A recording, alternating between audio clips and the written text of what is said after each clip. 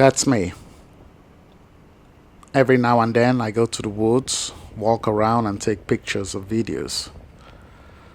It's therapeutic in the sense that it helps me decompress from the pressures, excitement, and the grind life saddles us with. Over the years, photography and videography have become a worthwhile hobby or pastime, as there is something enthralling about looking at the world from behind the lens of a camera. If you look carefully enough, you gain a new point of view, a different perspective.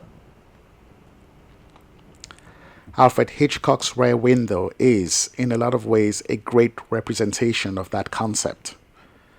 It tells the story of L.B. Jeffries, a photojournalist condemned to recuperate in a wheelchair after breaking his leg on the job. In order to fend off boredom, Jeff, through the rear window of his apartment, uses his camera to snoop in on his neighbors, and in doing so, acquaints himself with their activities, including private moments. It is my favorite Hitchcock film, and per Wikipedia, it's not just considered by many film critics and scholars to be one of Hitchcock's best work, but one of the greatest movies ever made. Among its many accolades, it was added to the United States National Registry in the Library of Congress.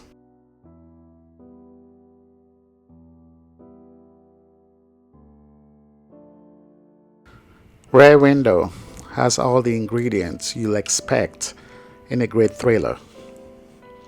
Mystery, suspense, romance, murder, and more. But what I found fascinating about it is how masterfully the prolific director taps into that corner of our human nature we simply refuse to acknowledge or confront. And that's the need to satiate our morbid curiosity about both our real or metaphorical neighbors. The whole movie is literally Jeffries spying on the people living next to him, and in doing so satisfies his scopophilic and voyeuristic appetite. And we, the audience, can't look away. Hitchcock makes us complicit in Jeffries' peeping Tom behavior, and we are right there with him, savoring every moment. In fact, the more salacious details he uncovers, the more we salivate. There have been lots of movies and TV shows where voyeurism is vividly depicted either by villains or protagonists to various ends. But as far as I know, this 1954 classic was the first to brazenly make it a central plotline, and to great effect. Part of my fascination with the movie, besides the fact that it artistically creates a meaningful representation of reality, is it forces us to confront the ethics of looking. Should there be any boundaries on where you direct your eyes? Or shouldn't there be? Can I point my camera lens wherever I want to? Or should there be limitations to where I point it?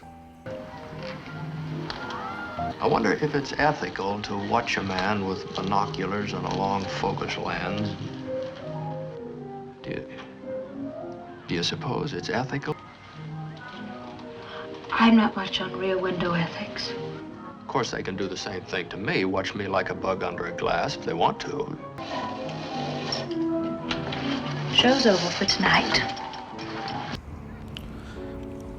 Anyone visiting the historic district of downtown Roanoke will quickly notice that one of the main attributes governing many of the buildings are big windows facing outward into the street.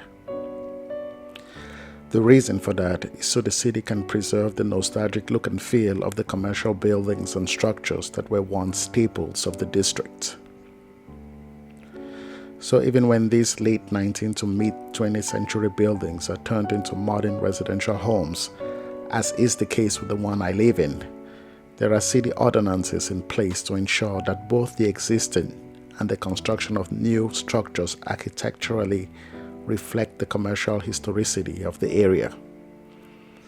Hence the big windows, initially designed for the public to look in and get a sense of whatever business was operating there at the time. This setup puts the residents in the unique position of not only being able to see the vehicles and pedestrians on the street, but like in the case of Jeffries, into some of the homes and businesses across. The view into my living room is partly exposed to the residents adjacent to me. In other words, anyone intent on spying on us from the windows above could do so quite easily. This fact was unsettling enough for one of my next-door neighbors to move out, as the possibility of being watched was too much for her to bear. Anyway, the point is we can, and I suspect, do occasionally watch each other, either consciously or subconsciously. That morbid curiosity, which I believe is endemic in all humans, will have it no other way.